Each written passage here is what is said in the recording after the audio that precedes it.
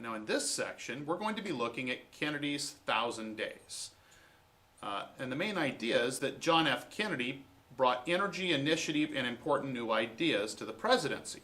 Our learning objectives are to describe Kennedy's new frontier, to explain the ways that the Warren Court changed society in the early 1960s, and to describe the impact of Kennedy's assassination on the nation and the world. So first, looking at Kennedy's new frontier. Americans were struck by the youth and vitality of the Kennedy White House. Kennedy's public image was often different from reality. Kennedy's narrow victory in 1960 left him without the clear mandate that he needed to work well with Congress, and the new frontier came to be symbolized by the exploration of space. So, as far as image versus reality, images of Kennedy showed a young, vital president. But in reality, he suffered from Addison's disease and he had a bad back.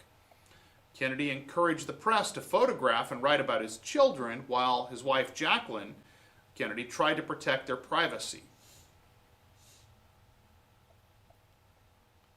As far as dealing with Congress, most in the early 1960s were not reform-minded, which was reflected in Congress. Kennedy's narrow victory left him without a clear mandate to rule. Congress did approve many new frontier proposals, but sometimes Kennedy was able to bypass Congress and solve problems, but not always. As far as Kennedy's new frontier, a big part of that came to be symbolized, or his new frontier really came to be symbolized by the space program.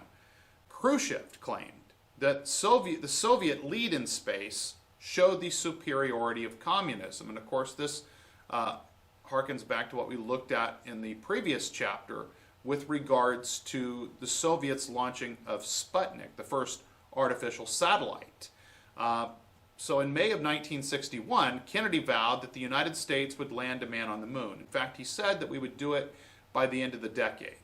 And we did make it in July, on July 20th of 1969, we would successfully land a man on the moon. The space race became a part of the Cold War, and a part that the United States would win.